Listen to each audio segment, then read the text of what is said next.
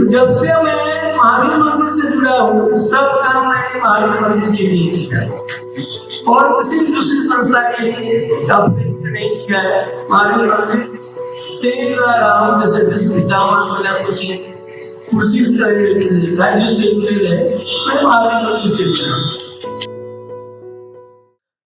मुजफ्फरपुर के बरुराज गांव की धूसर माटी में आचार्य किशोर कुणाल का जन्म 10 अगस्त 1950 को किसान और समाज सेवी रामचंद्र शाही जी के यहाँ हुआ। किशोर कुणाल जी की आरंभिक शिक्षा गांव के ही स्कूल में हुई। बरुराज हाई स्कूल से उन्होंने मैट्रिक की परीक्षा पास की और इंटर की पढ़ाई एलएस कॉलेज मुजफ्फरपुर से पूरी की। साल 1970 में उन्होंने पटना से इतिहास के विषय में स्नातक की डिग्री हासिल की। इस बीच उन्होंने संस्कृत विषय पर भी अपनी पूरी पकड़ बना ली। ग्रेजुएशन के साथ ही उन्होंने सिविल सेवा की तैयारी शुरू कर दी और मेधावी किशोर जी ने साल 1972 में गुजरात कैडर में भारतीय पुलिस सेवा में अपना चयन लेकर अपनी प्रतिभा का लोहा मनवाया। आईपीएस बनने से पहले तक किशोर कुणाल जी किशोर कुमार शाही के नाम से जाने जाते थे। उनकी पहली पोस्टिंग बतौर एसपी गुजरात के आणंद जिले में हुई। आईपीएस किशोर कुणाल साल 1983 में पटना के भी एसएसपी बनाए गए। उन्होंने बतौर पुलिस अधिकारी कई पदों पर सेवाएं दी।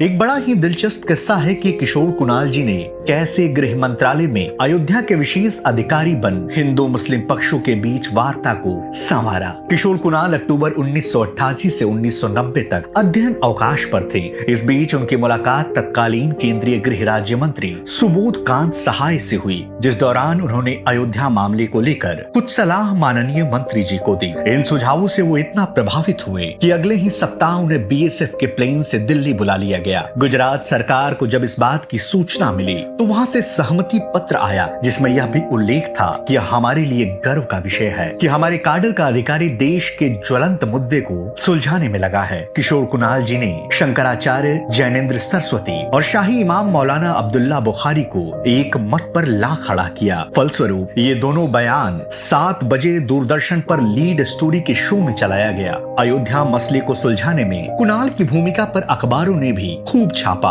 एक प्रख्यात धार्मिक और सामाजिक व्यक्तित्व के तौर पर आचार्य किशोर कुणाल ने भारतीय समाज में अपने कार्यों से महत्वपूर्ण योगदान दिया। वे महावीर मंदिर न्यास के सचिव के रूप में कार्यरत थे और इसके माध्यम से उन्होंने धार्मिक गतिविधियों और समाज सेवा में अहम भूमिका निभाई। इसके अलावा उन्होंने राम मंदिर निर्माण के लिए उच्च न्यायालय और उच्चतम न्यायालय में अपनी अयोध्या मामले में किए गए शोध को प्रस्तुत किया। दोनों अदालतों के बेंच कुणाल साहब के शोध से प्रभावित थे। इस तरह से उन्होंने राम मंदिर निर्माण के लिए अपने योगदान और समर्थन से धार्मिक समुदाय को प्रेरित किया। किशोर कुणाल की पहचान समाज, संस्कृति और अध्यात्म के प्रति समर्पित योद्धा के तौर पर रही है। उन्होंने 30 अक्टूबर 1983 को महावीर मंदिर का जीर्णोद्धार शुरू कराया था और इसका उद्घाटन 4 मार्च 1985 को हुआ था। मंदिर से मिलने वाले दान और आमदनी से उन्होंने महावीर कैंसर अस्पताल, महावीर नेत्रालय, वात्सल्य अस्पताल और महावीर आरोग्य संस्थान जैसे कुल 10 धर्मार्थ अस्पताल बनवाए। कहते हैं, शिक्षा आपको दहाड़ने का बल देती है और समाज को बदलने की ताकत देती है, और यह किशोर कुणाल के जीवन में साफ साफ झलकता है। जब उन्होंने मंदिर में पहली बार 13 जून 1993 को दलित पुजारी की नियुक्ति की थी, यह सामाजिक समानता और धार्मिक समावेशिता के दिशा में एक बड़ा कदम था। उन्होंने मंदिर में संगत और पंगत जैसे कार्यक्रमों के जरिए ग्रामीण क्षेत्रों में पुनर्जागरण लाया। उन्होंने बिहार के सभी मंदिरों में दलित ट्रस्टियों की नियुक्ति की। साल 2000 में किशोर कुणाल ने एक ऐतिहासिक निर्णय लिया और अपनी आईपीएस की नौकरी से इस्तीफा दे दिया। अगर उन्होंने उस वक्त इस्तीफा न दिया होता तो गुजरात के महानिदेशक बनते। उनका मन धर्म और अध्यात्म की दिशा में आगे बढ़ने के लिए प्रेरित था। इसके बाद उन्होंने धार्मिक कार्यों और समाज सेवा में खुद को पूरी तरह से समर्पित कर दिया। किशोर कुणाल बिहार राज्य धार्मिक न्यास बोर्ड के प्रशासक तथा अध्यक्ष बने। बिहार राज्य धार्मिक न्यास बोर्ड के अध्यक्ष के रूप में उनके योगदान को कभी भुलाया नहीं जा सकता। उन्होंने कई महत्वपूर्ण सुधार किए और राज्य के प्रमुख मंदिरों को धार्मिक न्यास से जोड़ा। इससे न केवल मंदिरों का प्रशासन बेहतर हुआ, बल्कि धार्मिक गतिविधियों में भी पारदर्शिता और समृद्धि आई। राज्य में कई मठ मंदिरों को अतिक्रमण मुक्त कराया तथा समाज के हर तबके के लोगों को मंदिरों में पुजारी के रूप में नियुक्त किया। आने वाले वर्षों में उन्हें केएसडी संस्कृत यूनिवर्सिटी दरभंगा के कुलपति की जिम्मेवारी सौंपी गई, जहां वो साल 2004 तक इस पद पर रहे। आचार्य किशोर कुणाल ने स्वास्थ्य और शिक्षा के क्षेत्र में कई महत्वपूर्ण संस्थानों की स्थापना की,